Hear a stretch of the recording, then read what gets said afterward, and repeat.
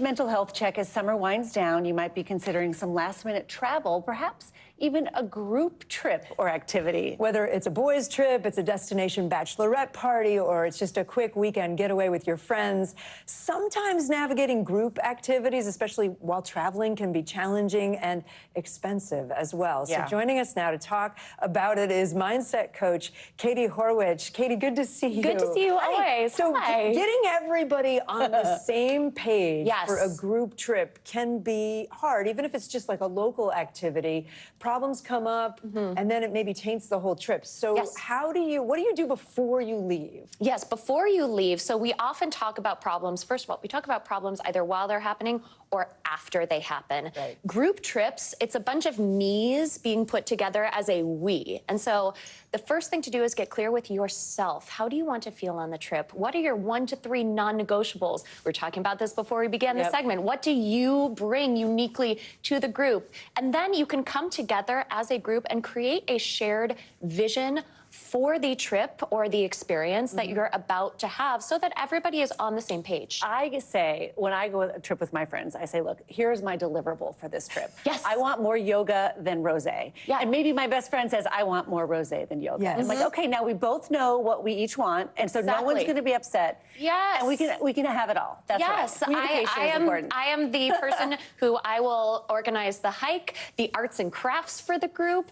and also I will probably be asleep by 9 or 9:30, but that's okay. It's that communication, right? Yes. Are there other tips about how to have clear boundaries? Absolutely. So all of this is so preventable by just being clear. Clear is kind. Being clear with your boundaries, your makes, your breaks.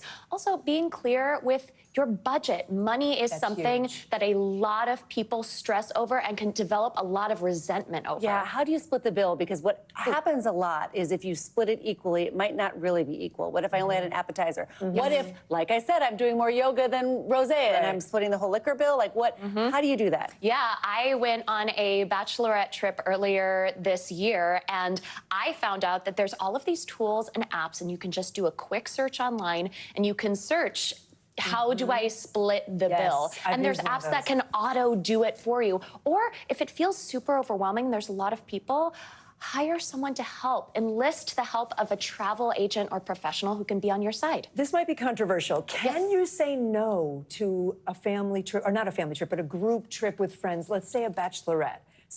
You're in the wedding and you're supposed to go, can you say no? You're in the wedding. Right, and if you have to say no, how do you say no? Well, first, how you say no is going to be informed by why you are saying no. If you're saying no because you don't want to go, this is not something that is of interest to you whatsoever, that's going to be a very different no than my budget is really tight or my kids start school next week. And so I like to put together the formula of gratitude, then decline the invite, and well wishes and support. And don't be afraid to share the reason that you are declining if it is something that maybe you would be open if they said, well, if we go somewhere else or if there were other plans. Being clear and honest.